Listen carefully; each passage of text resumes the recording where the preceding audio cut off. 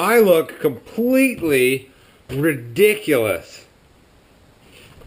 Today, we're going to be installing I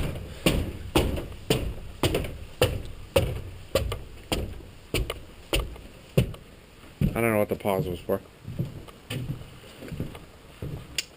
Today, we're going to be installing 1x8 tongue and groove pine on the ceiling up there.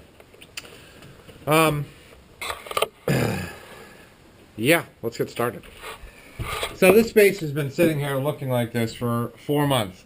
I've had most of the tools I needed, most of the supplies I needed, but I was doing the heating system and I was not doing anything, and then I was traveling, and so I'm going to get back into it, and it's really, really hard to get back into a project that you started 4 months ago.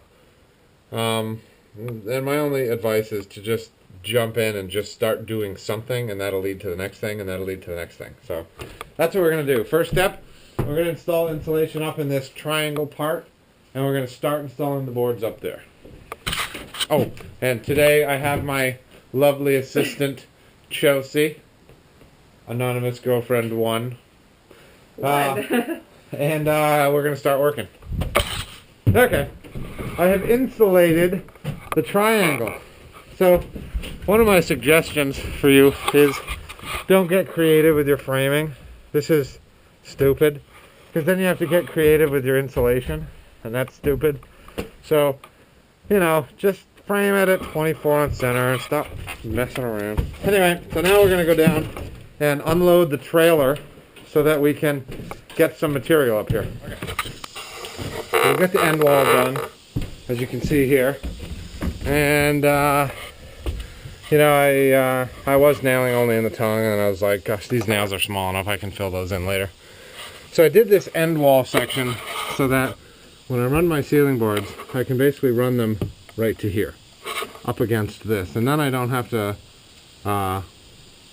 try and run these first and then make this angle happen. I realize now that that probably wouldn't have been that difficult, but this way I can just run them straight up against there. Done, move on. So, yeah, that's what we're gonna do. So every time I build a garage and pack it full of used insulation, and then I put up tongue and groove board, I always remember to fluff my insulation down into the cavity. If I left it like this, with these insulation supports holding it up, then there would be this huge gap. So I pull the insulation support out, and then I've actually been poking this stuff so that it's nice and flat, and then tucking it down and kind of trying to fluff it out.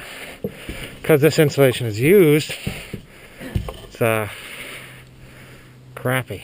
So yeah, do that. So the first time you install tongue and groove pine, it's very possible that you will not have any idea what you're doing, which is basically what I ran into. There's quite a lot to think about, and the first few boards you put up, you haven't thought about it yet. So that's why you see me taking boards back down, and it took us hours to do this first course.